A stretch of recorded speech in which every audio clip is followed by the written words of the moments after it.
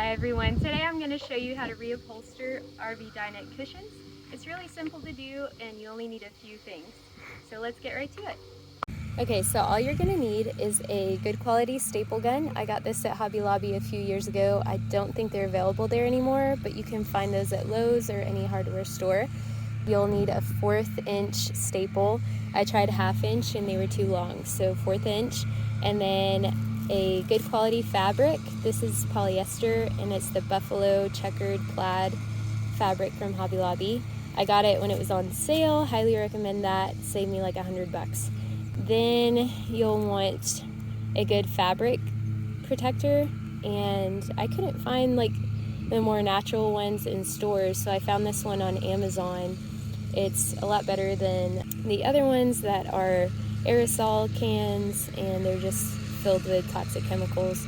So I wanted something that, you know, we're going to be sitting on every single day that would be safe for my kiddos. And you'll want plywood.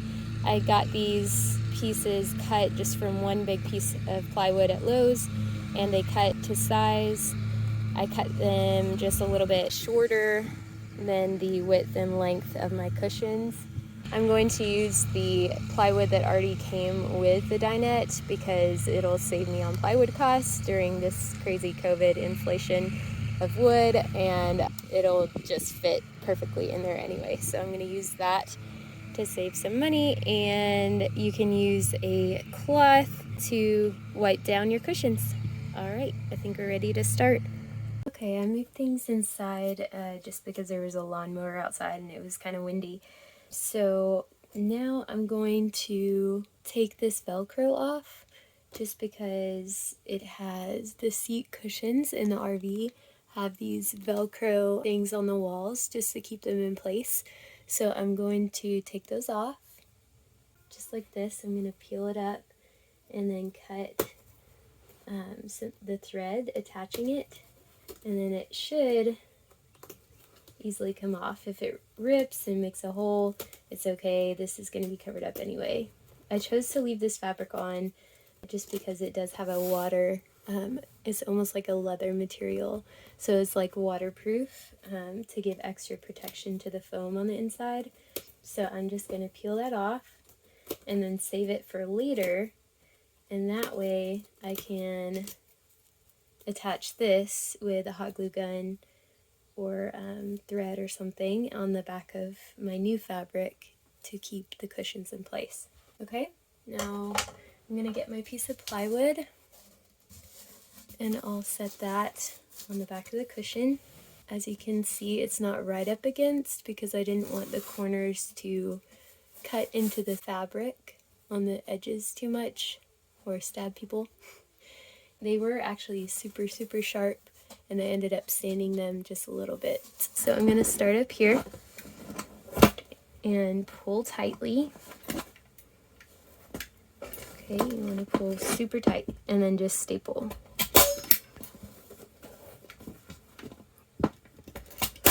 And then just staple all along the line, tugging as you go.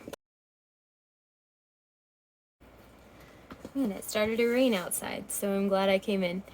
I finished the entire line up here at the top, so I'm going to flip it over. Just turn around and do this side now. Make sure you're pulling tightly. Okay, now I'm going to do the sides.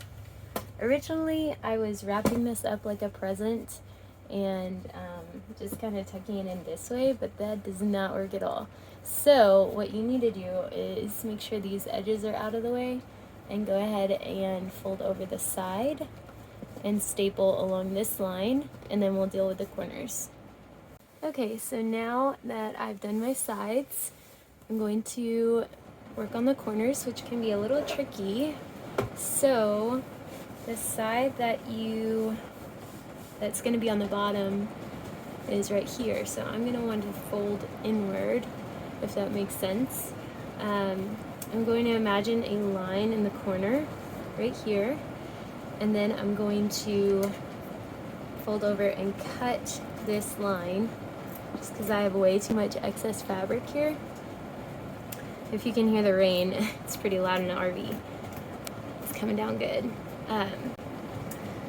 So yeah, you just cut down that line and then you cut to the corner just to take off some excess. Alright, now that we have some of that fabric out of the way, I'm going to fold in and just keep pinching and folding in until I get a nice clean line in the corner. And it's eventually going to want to look like something like this. So if I need to, I'm gonna take off more excess just by cutting to that 45-degree angle that I originally started with. Okay, so I took off more. I'm going to do just a little bit more here. You don't want too much fabric because it'll look really bulky and your lines won't be clean. I'm a bit of a perfectionist, so it's hard to get that perfect angle, but just try not to be perfect about it. It adds character if you just try not to be perfect. So you just keep folding, pinch it really tight. I'm going to add a staple here.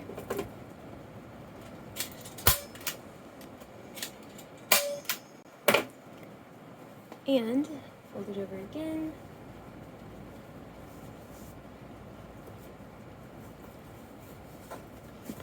And add it right here. Okay, so as you can see, it's not going to be perfect, but it still looks good. Looks better than if you had too much excess fabric. And you can just fiddle with it and make it better. You can always pull the fabric, pull the staples out if you need to, or use one of those pinchy things to get it out. Alright, let's work on the other side.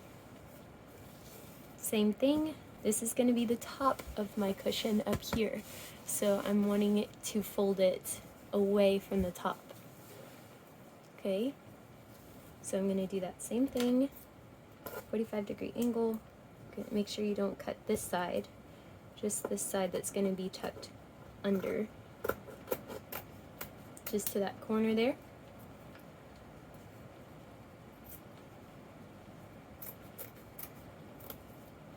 Okay, now I have this fabric here that I know I'm not going to need, so I'm going to cut this off as well.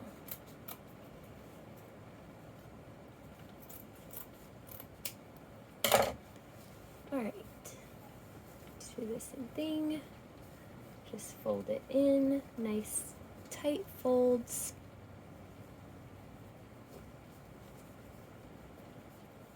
Tight. And then make sure you're on your plywood.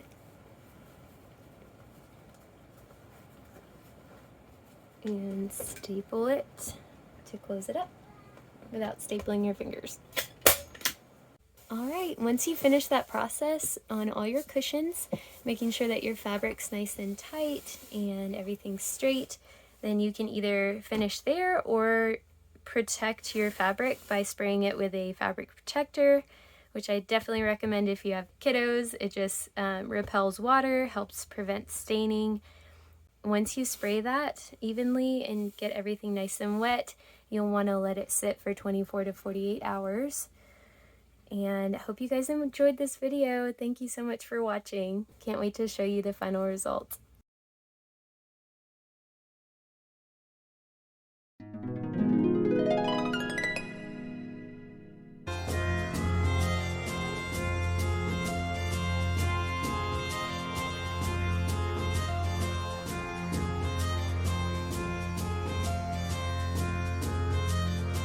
I'm going to show you how to reupholster some old Dinette cushion.